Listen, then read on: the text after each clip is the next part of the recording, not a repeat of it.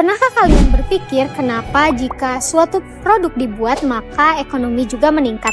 Dan kenapa Indonesia mengekspor kelapa sawit sedangkan Jepang mengekspor teknologi? Jawabannya ada pada dua orang tokoh jenius di era 1800-an yang mengubah cara dunia memandang ekonomi. Seseorang pengusaha pabrik kapas dari Prancis dan seorang pialang saham dari London yang bahkan tak pernah kuliah ekonomi, yaitu Jean-Baptiste dan David Ricardo. Hari ini kita akan membawakan pemikiran mereka yang masih relevan sampai dengan sekarang. Mari kita mulai.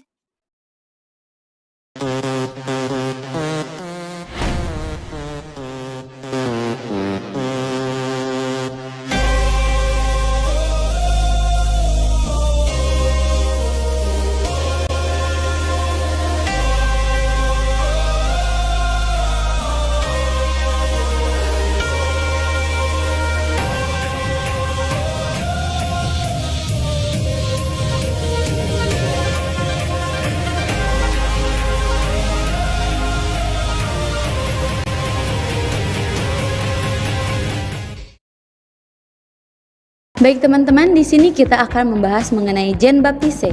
Jean-Baptiste adalah seorang ekonom dan cendekiawan liberal klasik Prancis. Say sangat dipengaruhi oleh teori Adam Smith dan juga teori ekonominya yang tercantum dalam buku The Wealth of Nations pada tahun 1776. Say ini dikenal karena teori pasar bebasnya. Salah satu karya besar terakhir Say yaitu Cours Complete de Economie Politique yang merupakan upaya untuk memperluas cakupan ekonomi politik tidak hanya berfokus pada kekayaan, tetapi juga mengkaji politik, sosial, dan sosiologi dari masyarakat bebas yang bagaimana persyaratan tersebut saling berkaitan dengan ekonomi politik. Dengan kata lain, Say ini ingin mengembalikan ekonomi politik ke dalam ajaran Adam Smith. Say juga dikenal karena hukum Say yang terbagi ke dalam 3 bagian. Yang pertama ada produksi menciptakan pendapatan. Ketika semakin banyak barang dan jasa yang ditawarkan, semakin besar pula insentif bagi konsumen untuk membeli barang dan jasa tersebut. Seperti contohnya ketika kedelai diolah menjadi produk makanan seperti tahu dan tempe yang banyak dijual di pasaran. Lalu hal ini menunjukkan bahwa produksi menciptakan pendapatan. Yang kedua, pendapatan mendorong permintaan. Produksi barang atau jasa akan menghasilkan pendapatan bagi produsen dan tenaga kerja. Yang kemudian, pendapatan ini digunakan untuk membeli produk lain. Seperti contohnya, pabrik memproduksi mobil. Gaji yang diterima oleh pekerja pabrik digunakan untuk membeli makanan, kebutuhan rumah, atau barang konsumsi lain. Dengan kata lain, produksi dari mobil ini menciptakan permintaan untuk barang dan jasa dalam bentuk lain.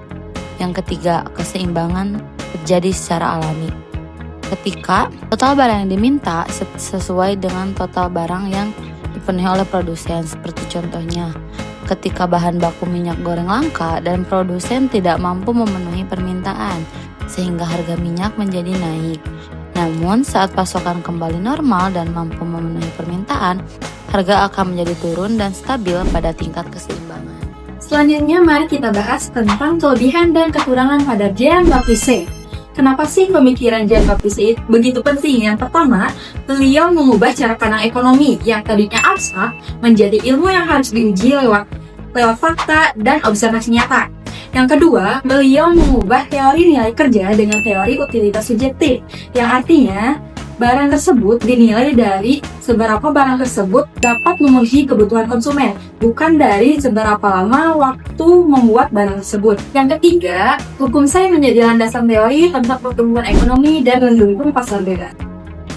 Kekurangan dari pemikiran Say yang pertama, Say kurang memperhitungkan ketidakseimbangan pasar. Dalam teorinya, produksi selalu menciptakan permintaan setara.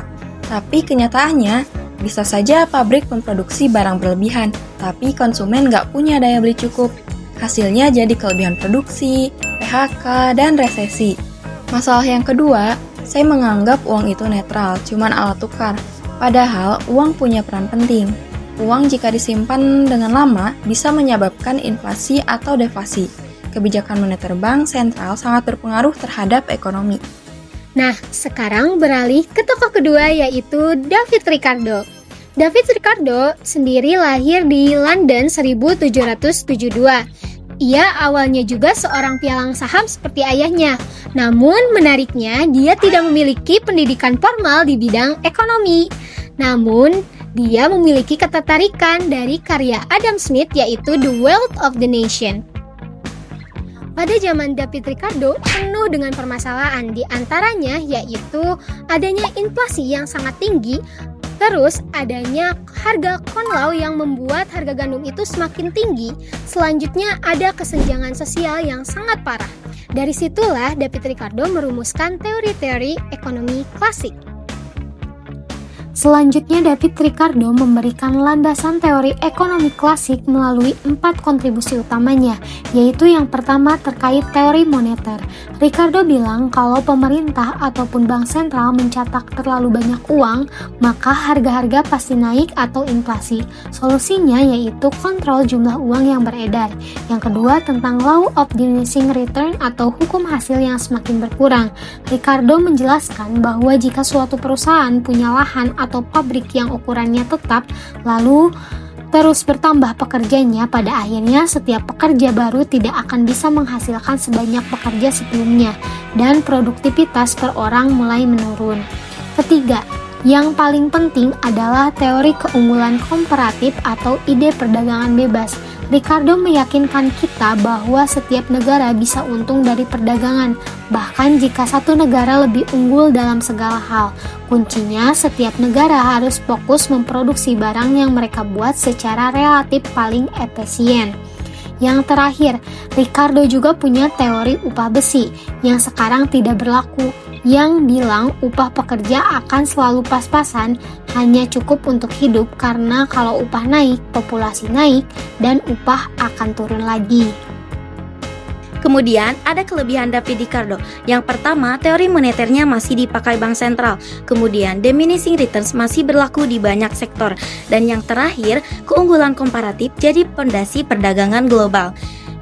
Kemudian ada kekurangan David Ricardo. Yang pertama, tidak memperhitungkan teknologi yang bisa meningkatkan produktivitas secara drastis. Yang kedua, teori upah besi sudah tidak relevan. Dan yang terakhir, asumsi tanah sebagai faktor produksi utama sudah ketinggalan zaman di era digital. Jadi, apa yang bisa kita ambil dari dua tokoh tersebut di tahun 2025? Dari Say, kita belajar pentingnya produksi dan entrepreneur sebagai motor ekonomi. Tanpa entrepreneur tidak ada inovasi, dan tanpa produksi tidak ada pendapatan. Prinsip pasar bebas yang dia dukung masih jadi debat hangat sampai sekarang. Dari Ricardo, kita belajar pentingnya perdagangan internasional yang sangat menguntungkan. Kenapa bank sentral kontrol inflasi lewat jumlah uang beredar, dan kenapa produktivitas tidak bisa menurun tanpa batas. Keduanya mengajarkan kita untuk berpikir secara sistematis dan belajar dari praktik nyata, bukan cuma teori. Meski teori yang mereka bangun mempunyai kelemahan, fondasi yang mereka bangun juga masih kita pakai hingga hari ini. Ekonomi klasik adalah akar dari semua ekonomi modern yang kita pelajari. 아주 nice